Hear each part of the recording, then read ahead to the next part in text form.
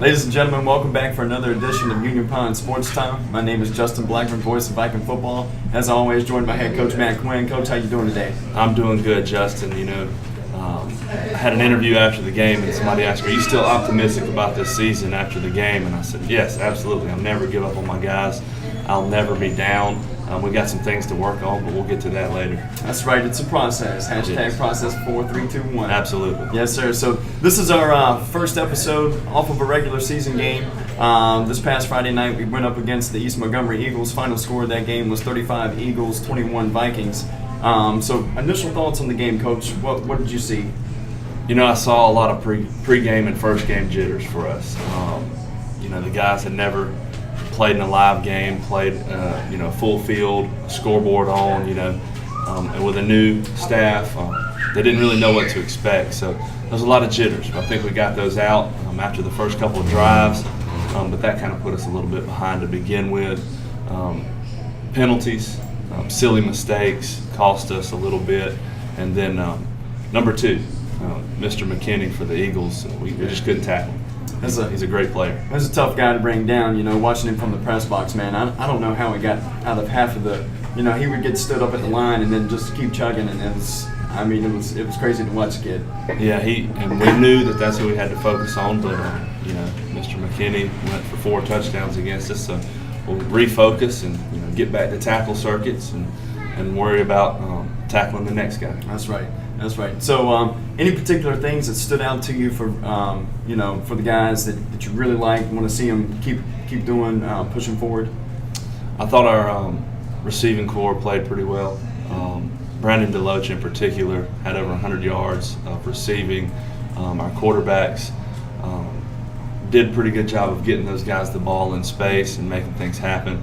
We had a few mistakes here and there in the passing game, but overall, I like that. Defensive backs played a pretty decent game for us. So those two things were really, the positive points for our Friday night. So anything that maybe stuck out to you for working on this week, trying to prepare for your matchup coming Friday? We're going to work on eliminating penalties. Gotcha. We're going to work on changing personnel.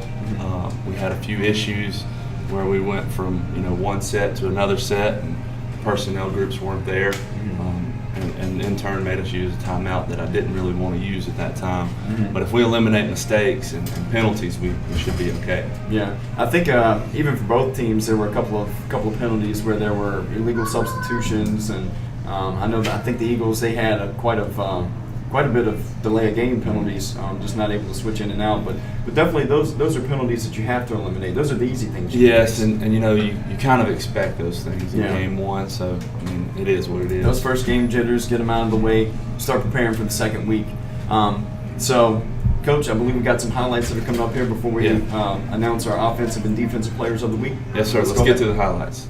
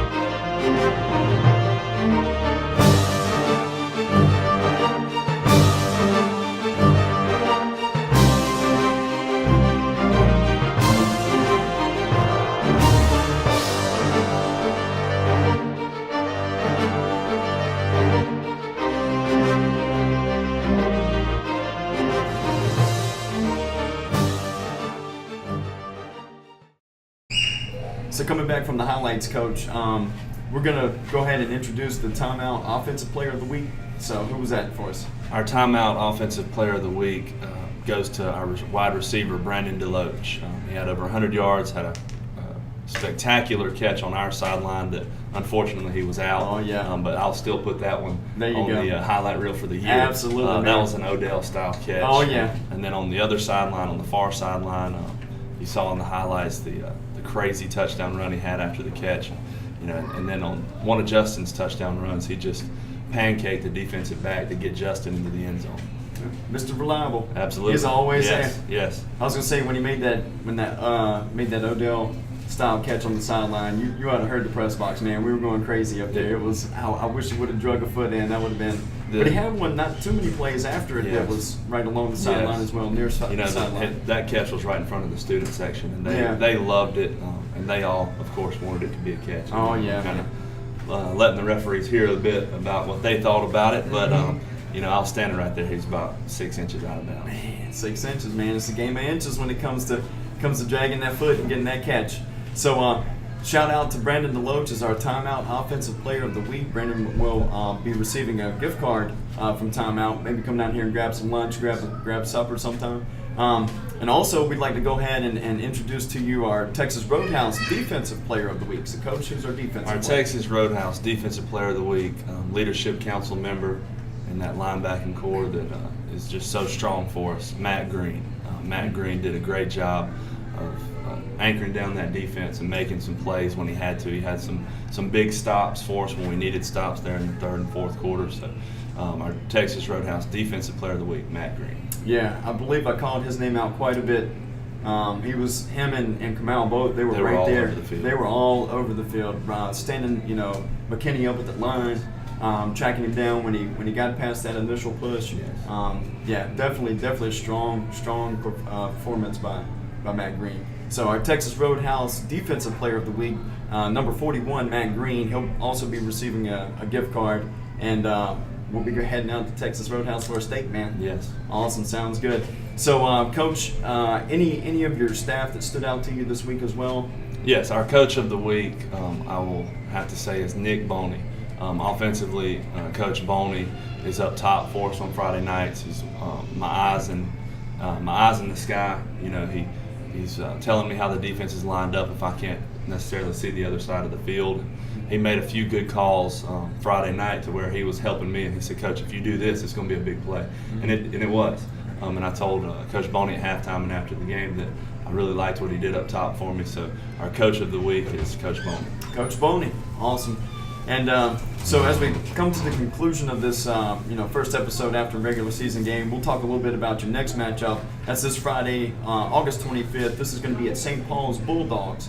And so I believe you got a little history from the Vikings and the Bulldogs. Yes, I actually found out that the first ever win for Union Pines High School in 1964 was against St. Paul's.